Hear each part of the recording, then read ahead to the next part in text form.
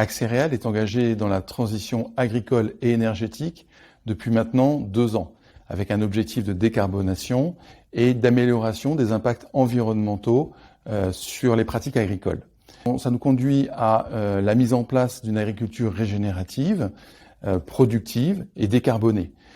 Pour cela, nous nous appuyons sur l'évolution des pratiques agricoles sur différents axes. L'allongement des rotations, par exemple, en intégrant de nouvelles productions qui sont demandées par le marché, des productions bas intrants. C'est aussi la couverture du sol, qui est un élément fondamental pour décarboner. Puis c'est aussi le sujet de la fertilité du sol, de la structure du sol, qui doit être accompagnée auprès des agriculteurs. L'agriculture régénérative, c'est aussi une agriculture qui est une obligation de moyens et de résultats, avec de la mesure d'impact, d'impact environnementaux, d'impact aussi favorable à la résilience des modèles agricoles face au changement climatique. Eh bien, tous ces éléments s'intègrent dans notre projet Arpège.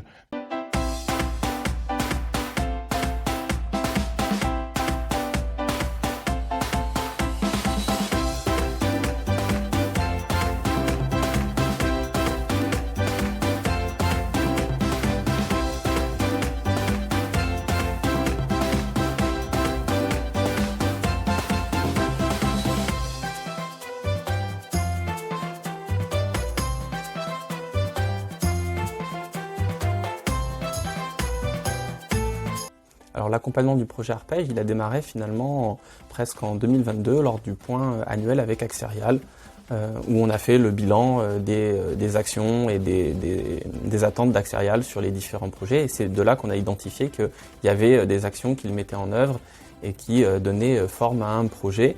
Assez vite, Axérial a identifié les partenaires et son consortium, et on a vu aussi que le budget était conséquent.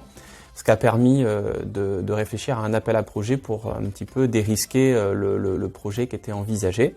Axérial a fait le choix de choisir aussi un cabinet consultant pour la rédaction du dossier. Donc on s'est mis d'accord avec le cabinet pour accompagner le projet dans l'intérêt du consortium et du porteur.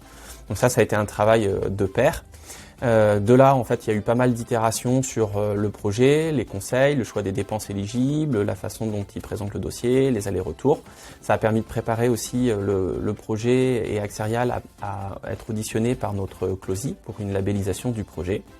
Enfin, quand le projet a été déposé, il y a eu une phase assez longue, plus que prévu, d'instruction, pendant laquelle il y a eu des allers-retours entre le financeur et Axérial, et le pôle a pu accompagner aussi le consortium à répondre aux questions du financeur pour être enfin sélectionné à un financement et que le projet commence. Et donc le pôle reste à côté du porteur pour suivre aussi le déroulé du projet.